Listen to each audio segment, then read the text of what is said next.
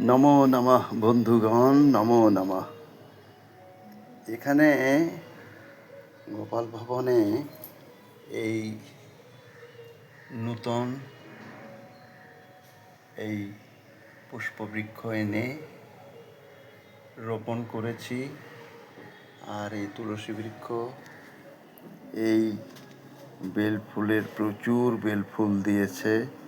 এরপর কুঁড়িতে আবার ভরে গেছে, দেখাই যাচ্ছে সব কুঁড়িতে আবার ভরে গেছে। হ্যাঁ, আর এই যে ছোট ছোট কচি কচি ডাল বেরোচ্ছে, শাখা আর শাখায় শাখায় সব আবার প্রস্ফুটিত হতে চলেছে।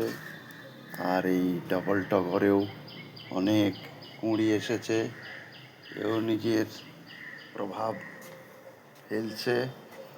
আর যে গোলাপ বৃক্ষটি বলেছিলাম 45-46খানা পুষ্প দিয়েছিল একটা সময়, তার ভিডিও করে আপনাদের পাঠিয়ে, বন্ধুগণকে পাঠিয়ে প্রসন্ন করেছি।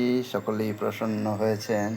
সেই বৃক্ষেতে আবার দুটি কুসুমিত হয়েছে, দেখতেই পাচ্ছেন। দুটি কুসুমিত হয়েছে, আবার দিয়েই চলেছে। কি অপূর্ব ভগবানের সৃষ্টিতে। আর এখানেও তুলসী বৃক্ষ, এখানে এই গাছটিও সুন্দর, উপরে এই কোমল কোমল পত্র বিস্তারিত করে চলেছে।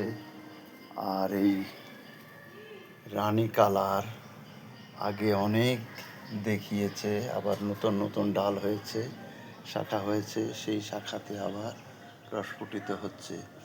আর আগে আমার গোলাপ বৃক্ষেতে হলুদ ফুলের গোলাপ যথেষ্ট দিয়েছিল, তাকে বাঁচিয়ে রেখেছি, যে কারণে এখন সে সুন্দর একটি হলুদ ফুলের প্রকাশ করেছে, নিজেকে বিকশিত করছে ধীরে ধীরে। দর্শকদের প্রসন্ন করার জন্য আবার এই যে কোমল কোমল শাখা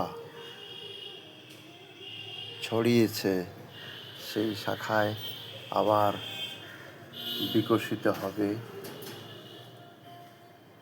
কুসুম। এই হলো বর্তমান সময়ে বাগানটির প্রভাব। আচ্ছা বন্ধুগণ, সময় নষ্ট করব না। সকলেই শুভ নববর্ষের শুভেচ্ছা। অত্যন্ত বয়োবৃদ্ধগণকে আমার সশ্রদ্ধ নমস্কার, আর বন্ধুদেরকেও নমস্কার। কারণ মহাপ্রভু বলেছেন, জীবে সম্মান দিবে জানি কৃষ্ণ অধিষ্ঠান। অতএব সকলকেই নমস্কার জানাই। সকলে সুস্থ থাকুন, সারা বৎসর বলে নয়, আজীবন সুস্থ থাকুন, ভালো থাকুন। পারিবারিক নিত্য মঙ্গলের মধ্য দিয়ে জীবন নির্বাহিত হোক, এটাই কামনা করি। সর্বে ভবন্তু সুখিনঃ, সর্বে সন্তু নিরাময়াঃ, সর্বে ভদ্রাণি পশ্যন্তু, মা কশ্চিৎ দুঃখভাগ্ ভবেৎ। নমো নমঃ।